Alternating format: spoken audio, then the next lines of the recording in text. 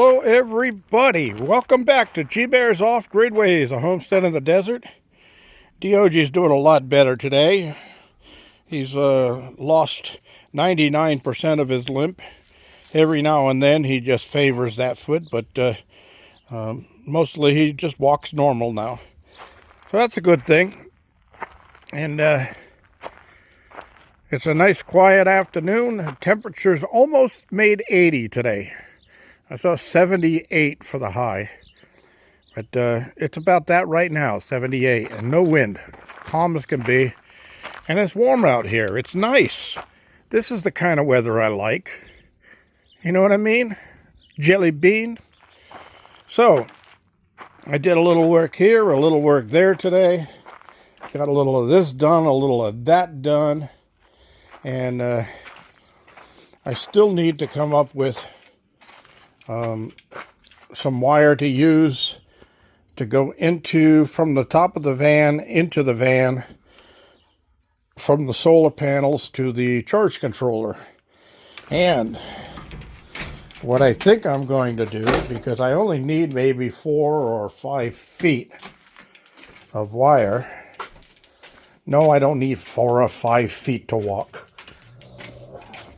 2 feet is good enough. Anyway, I found this piece of SO cord, and it is 10 gauge. Yeah, let me get this up here. It is 10 gauge cord. So if I can find my my red shrink tube, I think it's in the battery room, I can put the red around the white here so that I have a positive and a negative. And it's 10 gauge AWG fine stranded, so that's good for DC. And then I can throw a couple of the connectors on there. I dug all those out of my storage here. I got 4 females here and 1 in there. And then I got 4 males there and 1 in there. And then these are the pieces that go inside that actually go on the wires. And I usually I crimp them first and then solder them to make sure that they don't vibrate loose or anything like that. Now, I was going to try to do it with this 10 gauge wire right here, and then I said, you know what, there's something better. And what I was worried about was if I take 2 pieces of this, even if I coat one with red shrink tubing, when it goes through the wall of the van to go inside, it'll be a figure 8 shaped hole, which would be inviting water leaks to come inside the van. I don't want that. So by using the SO cord, it has a round casing on it, so I can make the opening or the hole using a step drill to be just slightly smaller than the casing on here. And then I can slide it through nice and snug where it fits in really tight and snug, and get just as much wire as I need into place. And then I can use a sealant on the inside and outside of the hole that I drilled through the side of the van, like I did with what I've got there now, to make sure that it seals and I don't have water getting inside the van. So another thing is, down at my garden house, I have one of these Harbor Freight batteries that's usually runs the pump down there to give me pressure on my watering. And the battery is only holding about 10 volts, I guess it had in it. So I'll take that one off, put it on my repair setup with the just a solar panel, and I'll put this one in there temporarily, And then for here in the container here, I'll just use this one instead of that one. So that'll run my pump in there and get me back up to the 13.7 volts, where I should be. All right, this little board here, I know I have a bunch of L brackets around for hanging shelves on the wall. This is for my new mini computer desktop. I need to get it up off the floor and get it on the wall right beside the little desk that I use. And that way I don't have to bend down every time and look underneath the desk to push buttons to turn it on and off and open the DVD drive and things like that. It'll be right here beside me.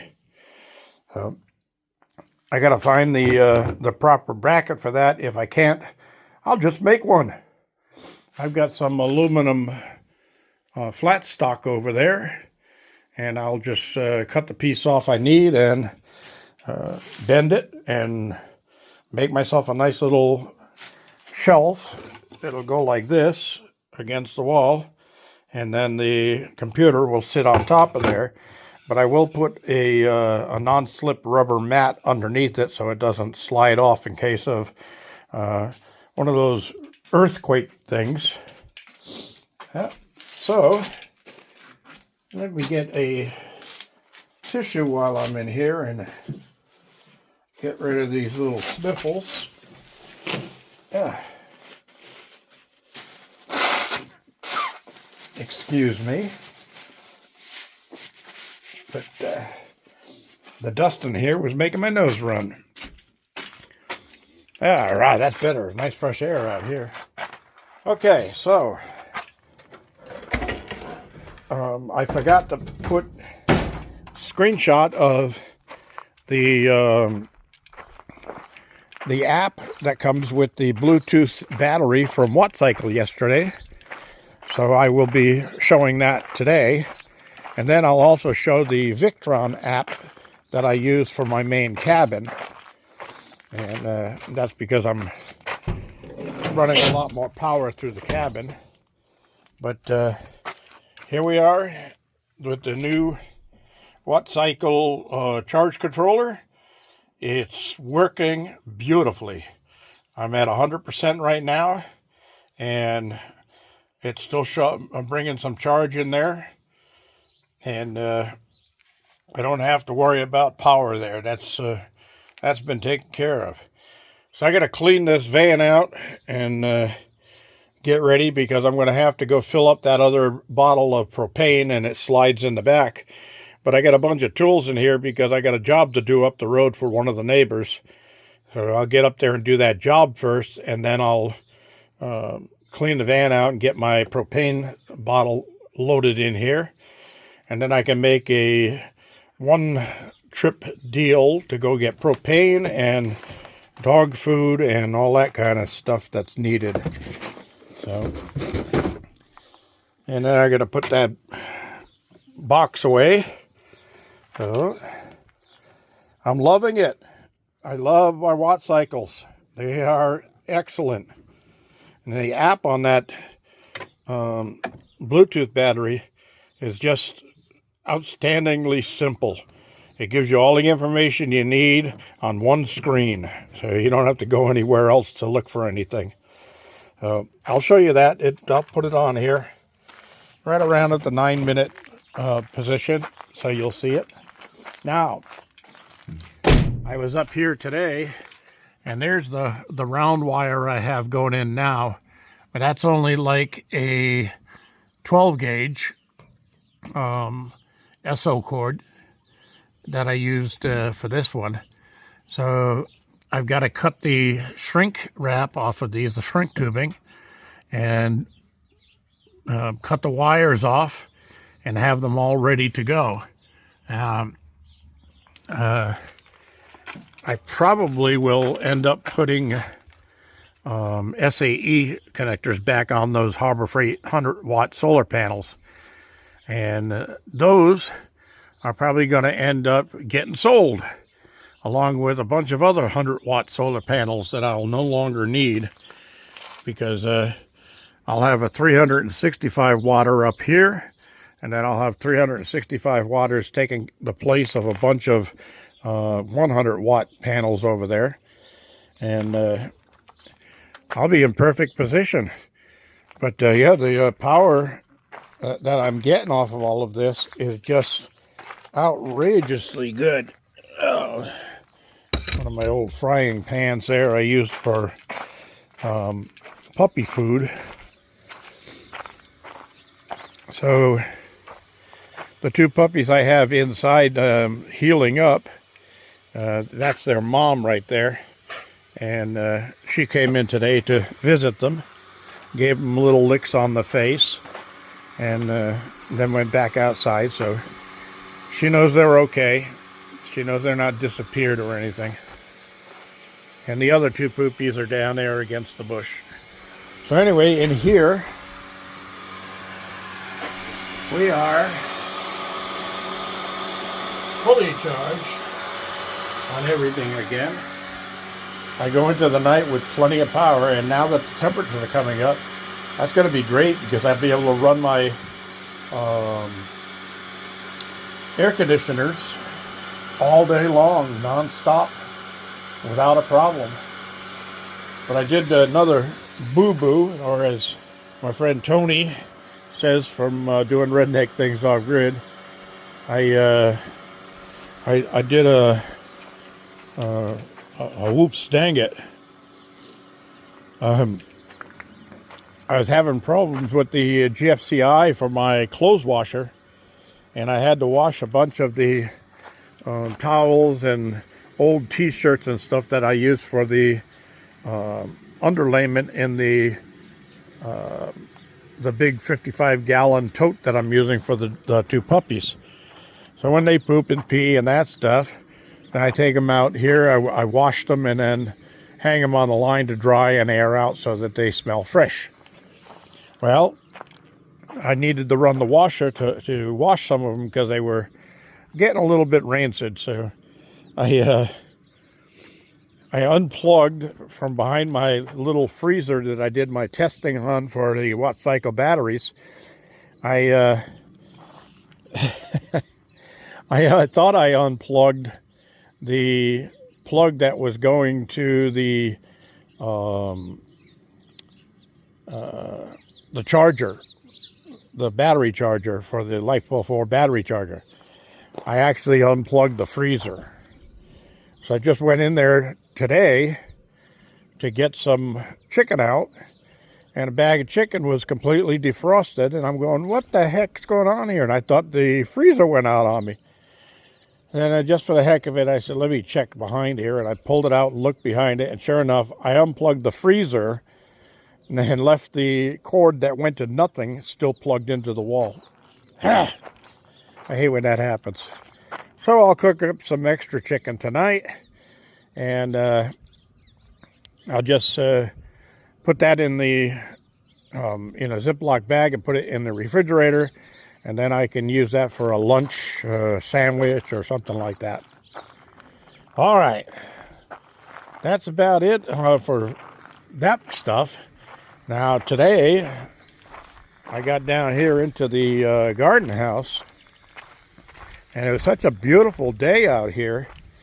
I'm walking around with a t-shirt and shorts, and it's just perfectly comfortable. I love this weather. This is my stuff right here. Yeah, not super hot, not cold, no wind. I just love it. So anyway, in here today, I got back to doing some more grafting, and I grafted on this tree is already loaded with grafts, so I didn't do anything on here, but I did graft one of the apricot branches onto the apricot tree, so it's a different apricot, and that helps. The apricots like to have another apricot tree near them to pollinate, and by grafting a different brand of apricot on there, it self-pollinates. So I use the apricots right there in the back. Yep. But look at all the green buds popping out on this stuff. It's just, they're going crazy out here. They're loving this weather. And I gave everything a good watering in here again. But down here, on this one, this is Asian pear that I grafted onto there. And I got that one on there. Then over here, I put a Fuji apple. And Fuji apples are branches, scions are easy to spot. They're red colored. And this is ambrosia apple, and you can see it's kind of a greenish tan color. You can see the contrast between the two. I also put up here another, I forgot what that was. I think that is also just the other half of this Fuji apple. So I'll tag that Fuji because it is red skinned. So, hey, no, I didn't do a boo-boo against Indians. I'm 25% Indian myself. My grandmother on my father's side was full-blooded Indian, and I don't get any reparations from the government for that because she was the Algonquin tribe from Canada, from Montreal. And that's where my grandfather and grandmother on my father's side lived, and I never met either one of them. As my father was halfway through his life when I was born, so pretty interesting. Anyway, well, at least it is to me. Okay, so over here, I took off a lot of the excess branches off of this quince tree, and I added Honeycrisp on there, Fuji on there, and Asian pear down there at the bottom. That Asian pear has got a lot of green buds on it, so I'm hoping that one's going to take. Now, a lot of, on the grafting I did on these smaller branches, because I also did some really tiny ones over here on this tree. I put Bing cherry on and apricot on there, and this is a plum tree. And then this one is apricot, and then down there is Alberta peach. Okay.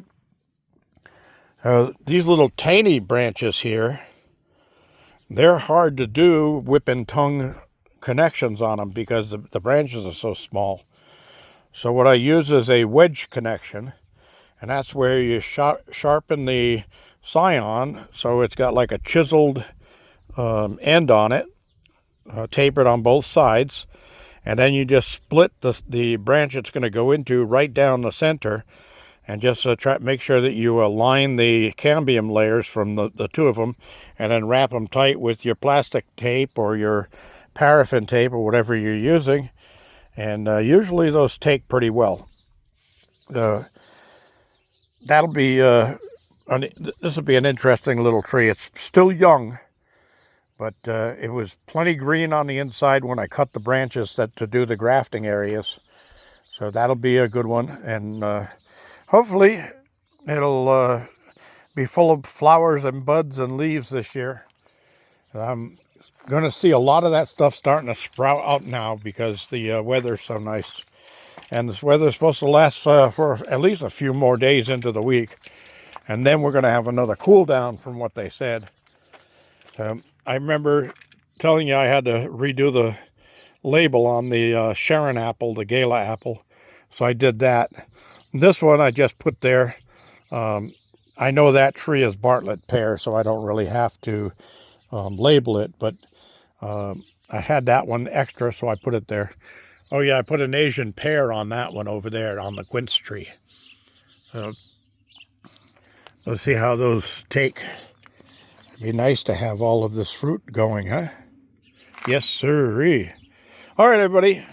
I want to thank you all for joining me. This is G Bear, signing off.